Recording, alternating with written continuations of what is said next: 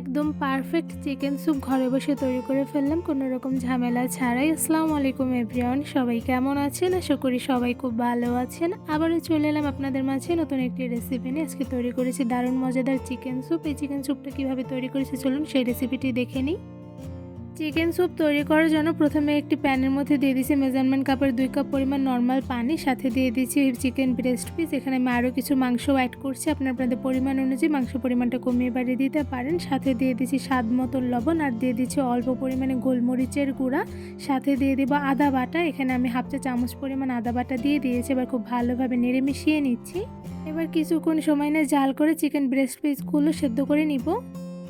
Chicken breast পিসগুলো কিছুক্ষণ সময় নিয়ে খুব ভালোভাবে জাল করে রান্না করে নিয়েছি। তো এই পর্যায়ে দেখতেই পাচ্ছেন চিকেনগুলো খুব ভালোভাবে সেদ্ধ হয়ে গিয়েছে। এবার স্যুপ তৈরি করার জন্য আমি চিকেন ব্রেস্ট পিসগুলো একটি সাইডে নামিয়ে রেখে দিব আর স্যুপ রান্না করে নিব। প্রথমে প্যানের মধ্যে দিয়ে দিচ্ছি 1 টেবিল চামচ পরিমাণ ঘি। ঘির পরিবর্তে কিন্তু আপনারা বাটারও ব্যবহার করতে পারেন। এবার সাথে দিয়ে দিচ্ছি আদা কুচি হাফ চা চামচ পরিমাণ, রসুন কুচিও হাফ চা চামচ পরিমাণ। এবার ঘির মধ্যে আদা কুচি আর রসুন কুচিটা খুব ভালোভাবে ভেজে নিব। এর মধ্যে আদা কুচি আর রসুন কুচিটা খুব সুন্দর কালার করে ভেজে নিয়েছে। এবার এর মধ্যে দিয়ে দিচ্ছি হাফ কাপ পরিমাণ গাজর কুচি। এবার গাজর কুচিগুলো ঘির মধ্যে কিছুক্ষণ ভেজে নিব। ঘির মধ্যে কিছুক্ষণ সময় নিয়ে গাজর কুচিগুলো খুব ভালোভাবে ভেজে নিয়েছে। তো এই পর্যায়ে কিন্তু আমার গাজর কুচিগুলো ভেজে নেওয়া হয়ে গিয়েছে। এবার এর মধ্যে দিয়ে দিচ্ছি চিকেন সেদ্ধ করা পানিটা। আমি চিকেনগুলো তুলে দেন পানিগুলো দিয়ে দিচ্ছি। এবার খুব ভালোভাবে সবগুলো উপকরণ নেড়ে মিশিয়ে নিব। চুলার আঁচ মিডিয়ামে রেখে কিছুক্ষণ স্যুপগুলো আমি জাল করে রান্না করে নিয়েছি। তো এরপর যে এর মধ্যে দিয়ে দিচ্ছি সয়া সস। এখানে আমি 1 টেবিল চামচ পরিমাণ সয়া সস দিয়ে দিচ্ছি, আর সাথে দিয়ে দিচ্ছি টমেটো সস। এখানে আমি 1 টেবিল চামচ পরিমাণ টমেটো সস দিয়ে দিচ্ছি।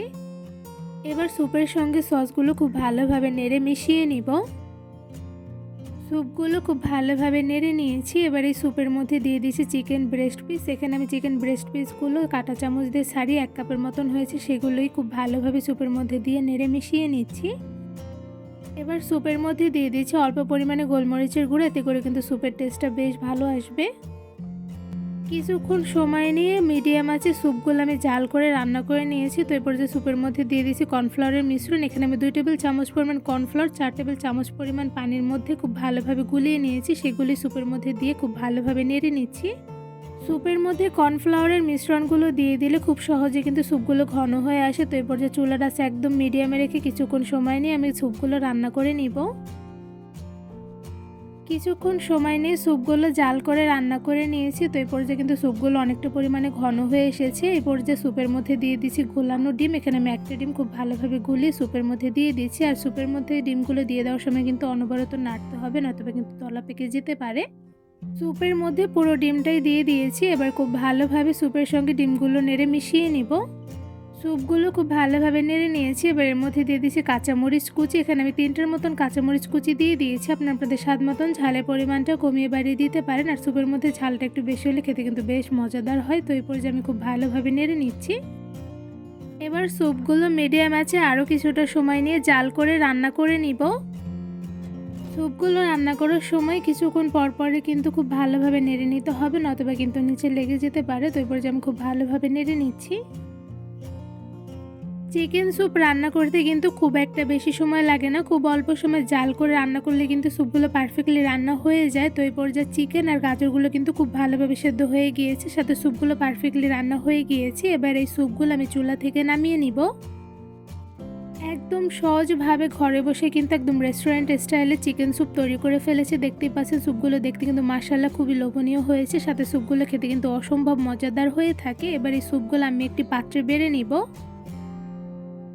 শীতের সময় ঝটপট অল্প কিছু উপকরণ দিয়ে কিন্তু এই মজাদার স্যুপটা খুব সহজে তৈরি করে ফেলা যায়। বিকালের নাস্তায় খেতে কিন্তু বেশ মজাদার হয়ে থাকে। তো এরপরে যে আমার স্যুপগুলো বাটিতে বেড়ে নেওয়া হয়ে গিয়েছে, আর এদিকে দেখতেই পাচ্ছেন মশলা দেখতে কিন্তু খুবই লোভনীয় হয়েছে। একদম সহজভাবে কোনো রকম ঝামেলা ছাড়াই শুধুমাত্র অল্প কিছু উপকরণ দিয়ে তৈরি করে ফেলেছি দারুণ মজাদার চিকেন স্যুপ। এই চিকেন স্যুপ তৈরি করা যেমন সহজ, সাথে কিন্তু খেতে অসম্ভব মজাদার হয়ে থাকে। এই চিকেন স্যুপগুলো দেখলে কিন্তু বোঝার কোনো উপায় নেই যে শুধুমাত্র অল্প কিছু উপকরণ দিয়ে খুব সহজভাবে অল্প সময় নিয়ে মজাদার স্যুপটি পারফেক্টলি ঘরে বসে তৈরি করে ফেলেছি। ছোট বাচ্চা থেকে শুরু করে ঘরে কোনো মেহমান আসলে বা বড়দের জন্য ঝটপট বিকালের নাস্তায় মজাদার স্যুপটি কিন্তু খুব সহজে বানিয়ে দিতে পারবেন। এই মজাদার চিকেন স্যুপ তৈরির রেসিপিটি আপনাদের কাছে কেমন লেগেছে তা অবশ্যই কমেন্ট করে জানাবেন। রেসিপিটি ভালো লেগে থাকলে আমার চ্যানেলটি সাবস্ক্রাইব করে ভিডিওতে বেশি বেশি লাইক কমেন্ট শেয়ার করে আমার পাশেই থাকবেন। আজকে এখানেই বিদায় নিচ্ছি, দেখা হবে অন্য কোনো ভিডিওর মাধ্যমে। সবাই সুস্থ থাকবেন, ভালো থাকবেন, আল্লাহ হাফেজ।